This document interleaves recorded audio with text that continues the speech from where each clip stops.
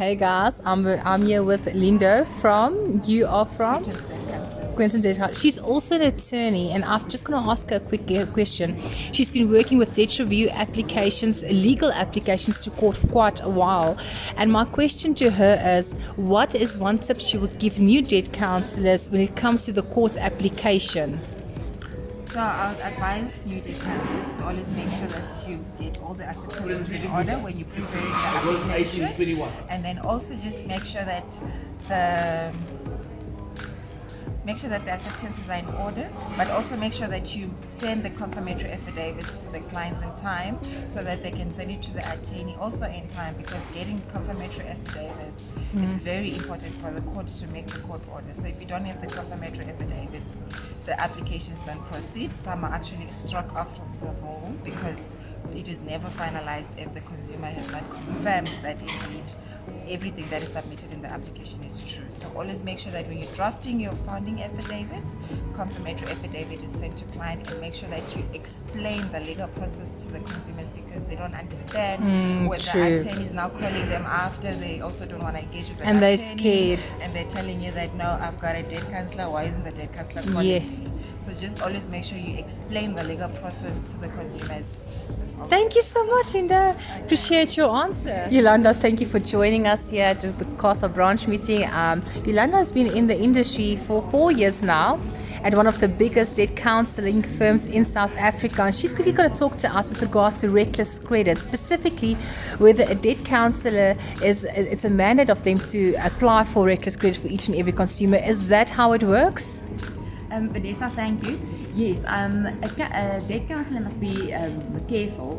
It's preferably advisable that the client request the debt counsellor to do a reckless credit investigation.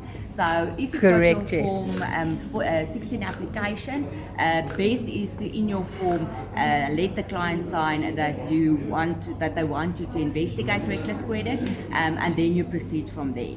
But yeah, if you found that it appears to be reckless, then only ask the credit providers to provide you with the necessary documents to do a full assessment, and then also keep the client in the loop, especially if you found that it's reckless.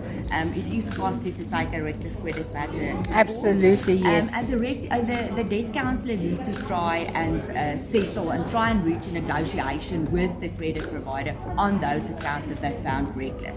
It is expensive from there on, and especially when there is vehicles and assets like properties involved, keep your client in the loop. As found making a reckless credit founding might mean that the client needs to give back that vehicle, that property. So be aware that you need to keep your client in the loop if you do find and the consequences of going forth with it. Hey debt counsellors, once again Vanessa Jost, and I'm interviewing Lavesh Govender. He is an attorney as well as a debt counsellor. Just to preface, he was on the dark side. He said he did represent the banks, but now he's purely for the consumer. He's also a Dcasa member, and he helps us quite a lot. And one of the questions I want to ask you, Lavesh, as a newly admitted debt counsellor, many times they would ask me, what should they look for in an attorney to represent them in the matters? What is what type of attorney should they look for? Okay, first and foremost, I think that debt counselling itself, or debt review, is a very niche market, and Correct. you need a niche attorney that specifically deals or specializes within the debt review industry. Absolutely. The NCR is quite large, or the NC, the act itself is quite large.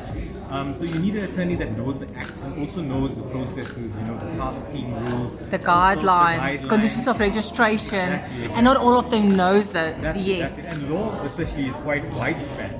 There's lots of amendments that come out. So you need an attorney that knows, what amendments come out, what case law to look for. Yes, correct. So you need to find the right attorney that deals specifically with debt review. Even credit providers need to know how the credit providers work, because each and every one has a different process, correct? Exactly. Okay. So you'll see, like myself, I've been working with the credit providers. Yes. But now I assist the debt counsellors, like Vanessa said, I moved from the dark side into the light. So I have experience on the other side as well. Yes. That's good to know, because when you're negotiating, you can use that knowledge that I have. Correct. of your application. So yeah, I Yes. think it's very important. Choose the right attorney. Yes. You're more than welcome to contact me.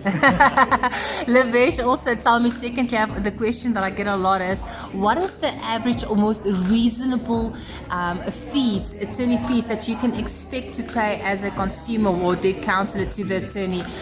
In other words, is a reasonable fee 20,000 Rand per application, or is it 1,000 Rand? What should a debt counselor look out for when it comes to debt counseling or legal fees? Okay, I can only speak for myself. Yes. As an attorney, having my own firm. Like I said, I understand the guidelines, the debt review industry, and I also understand the legal side of things. And how we restructure our fees, we go according to the repayment.